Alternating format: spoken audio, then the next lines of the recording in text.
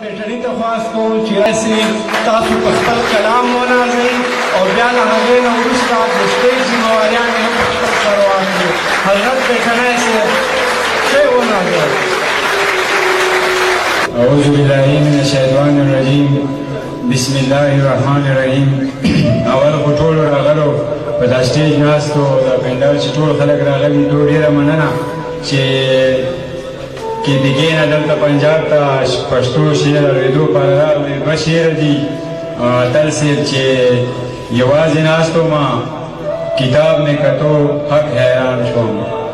یوازې ناستو ما کتاب مې کتو حق حیران شوم. باب و د مور او پلار اداب مې کتو حق حیران شوم. په خپلې خړې پښتونخوا مې ډېره خوا بده سوه. په خپلې خړې پښتونخوا مې ډېره خوا بده سوه. څو ورځې تللی وم پنجاب مې کتو حق حیران شوم.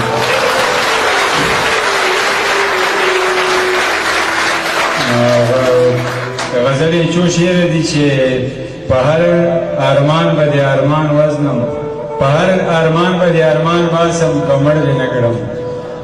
په هر ارمان به د ارمان باسم کمړ دې نه کړم. وخت تا لاس په د ګریوان باسم کمړ دې نه کړم. نه به ټوپک څوک پېژني او نه به یې نوم اخلي.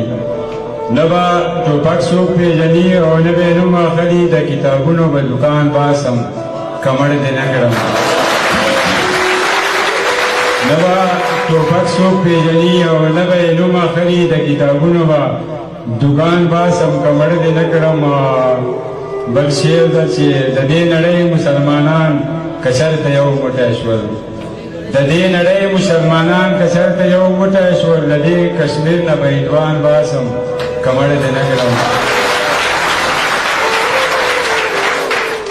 هر څوک به خلاصې تڼۍ ګرځي هېڅ وحشت به نه وي.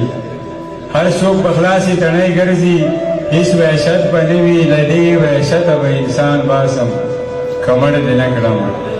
او آخري شعر د حضرت ټول خلک به یو رنګ زندګي تېروي. حضرت ټول خلک به یو رنګ زندګي تېروي. فرق به د خان او د بیګان باسم کمړ دې نه کړم.